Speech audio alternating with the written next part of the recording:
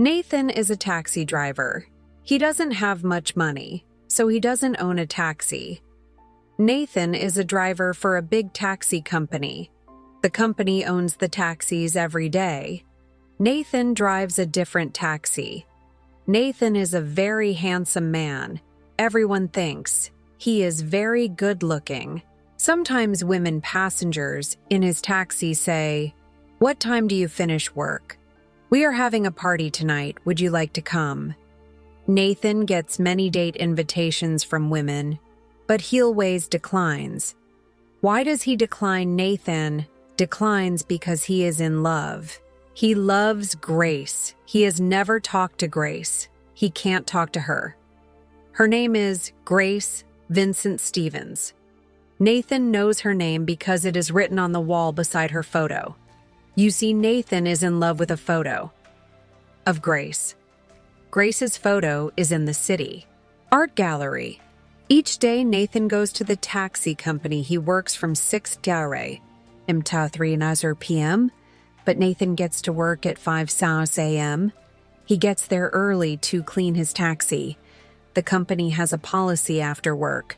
All taxi drivers must clean the taxi. They drove, but lots of drivers don't clean them.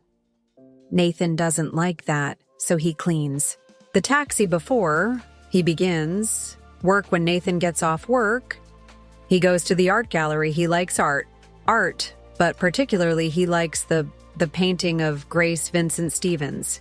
He stands in front of the painting and stares at it for a long time. He knows absolutely everything about the painting.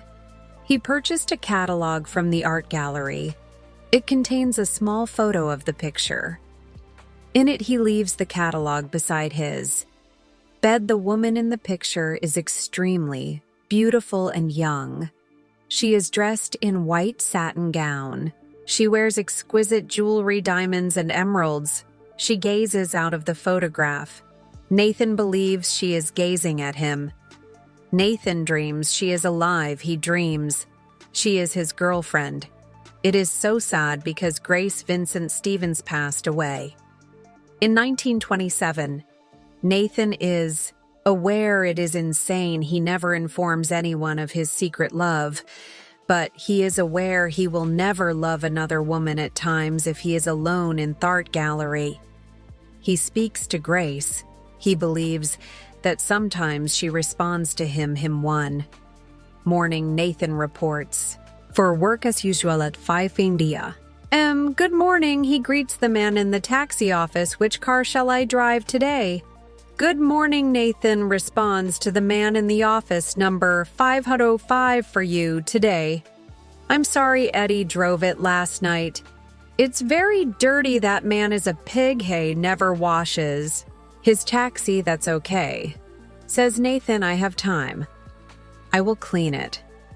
Nathan cleans the outside of the taxi first. Then he begins to clean the inside.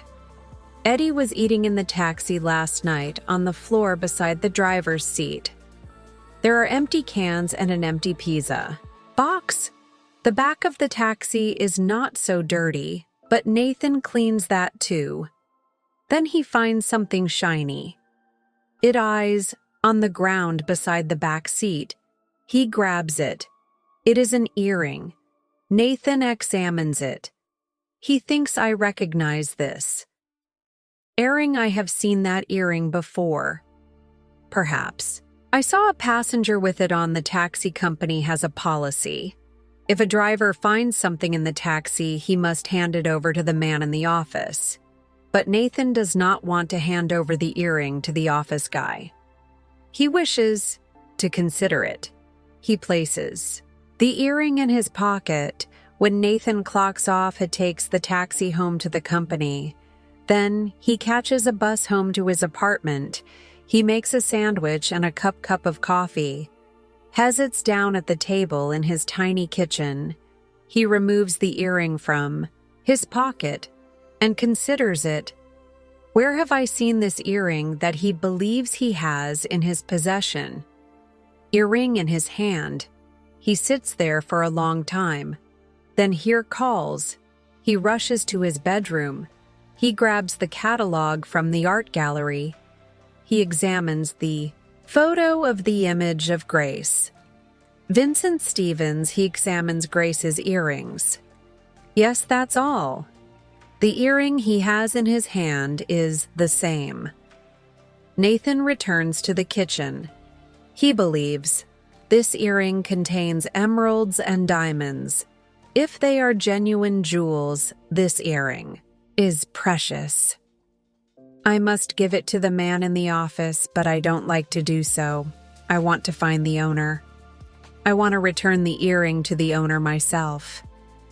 Nathan munched through his sandwich and drank coffee. He showered then. He puts the earring in his pocket. And he goes downstairs. He catches a bus back to the TCH taxi firm. He speaks with the man in the office. I would like to speak to Eddie. When will he complete his work today? He should be here around midnight, replies the man. Nathan visits the art gallery. He glances at the painting of Grace Vincent Stevens. He still has feelings for her. He would like to remove the earring from his pocket, but he is afraid perhaps someone might spot him. Perhaps the earring is constructed from emeralds and diamonds. Nathan may be in serious trouble when the gallery closes. Nathan heads to a park. He sits on a bench. In the park, he reflects on the lovely picture. He reflects on the earring. Then he dozes off when he wakes up. It is very late. He glances at his mobile phone. It is 11:40 p.m. He dashes to the taxi company. He waits for Eddie. Eddie drives his cab into the garage at 5 minutes past midnight. Eddie is exhausted. He wishes to return home, but Nathan wishes to speak with him. Eddie, last night, did you have a female passenger? Of course, I had plenty of passengers. Some of whom were women. Tell me about them. Where did you drop them off? Eddie is extremely exhausted. I don't know. I cannot recall, please.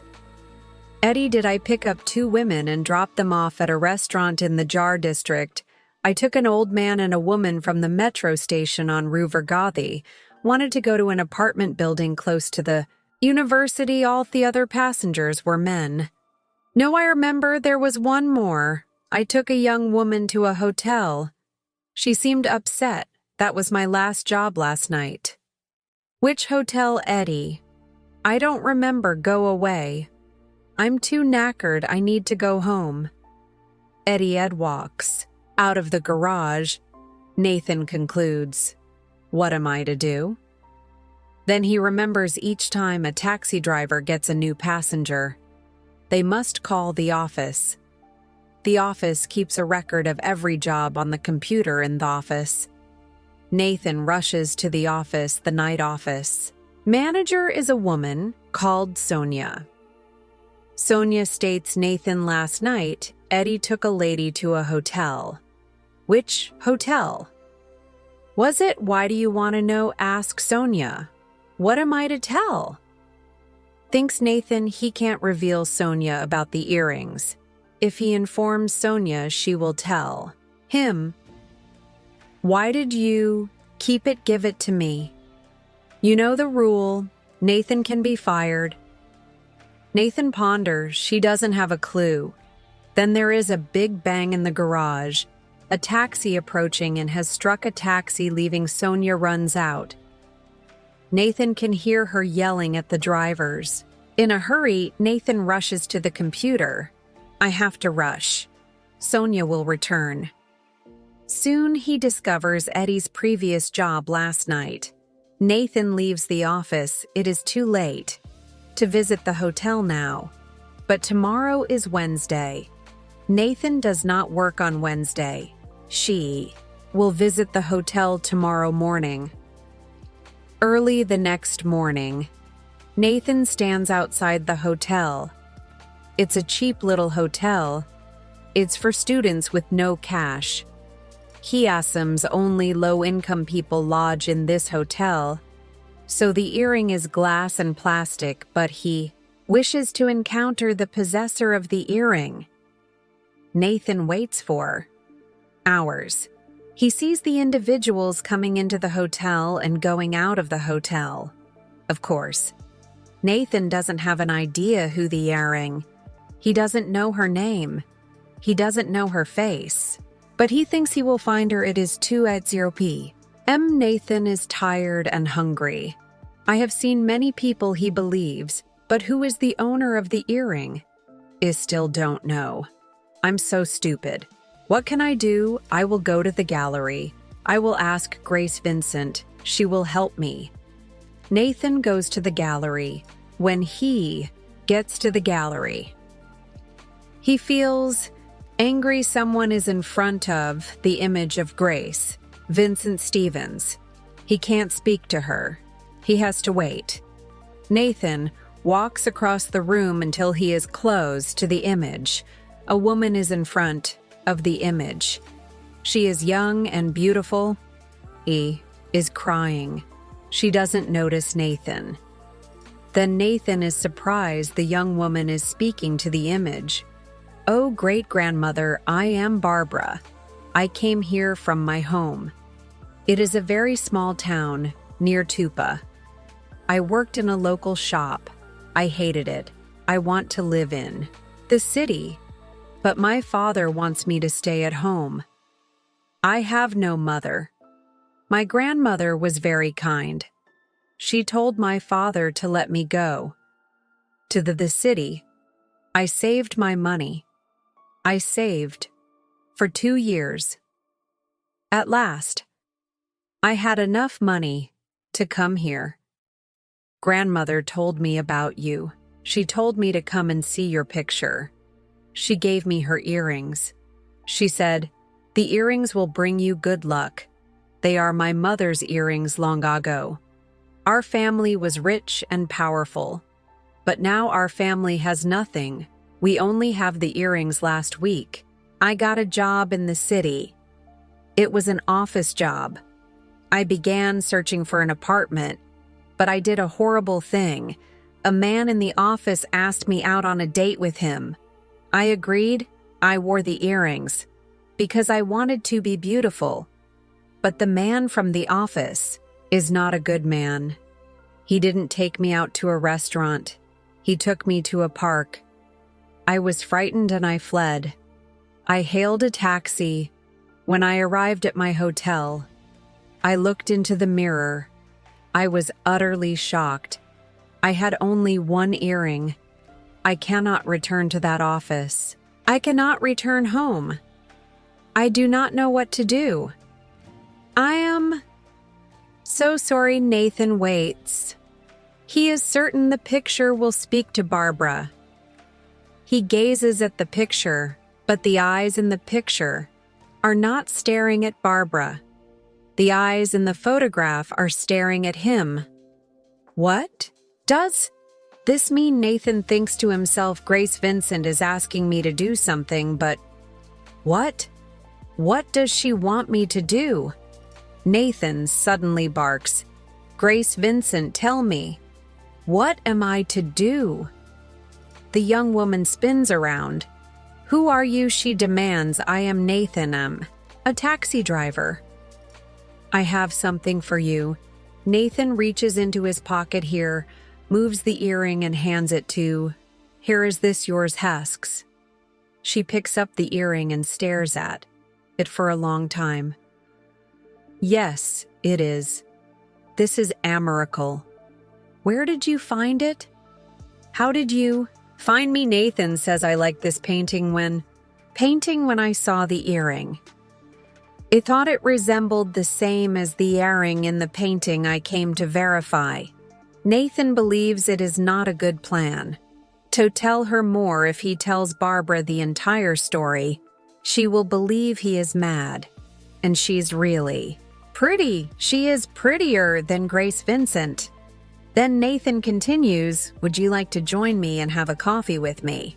Barbara smiles. Yes, I would like. But first I have to do something. She turns to the painting again. Thank you. Great-grandmother, you have assisted me. I will visit and see you frequently. Barbara and Nathan move towards the door of the gallery. Nathan turns to face around and glance at the painting. Barbara fails to notice him, but he waves his hand in greeting to Grace Vincent. Goodbye, and Nathan is certain that the lady in the painting smiles and waves goodbye back at him. The voiceover in this video is provided by English 5 days. Copying or re-uploading is absolutely prohibited. Further action will be taken as and when we see without any sort of pre-notice.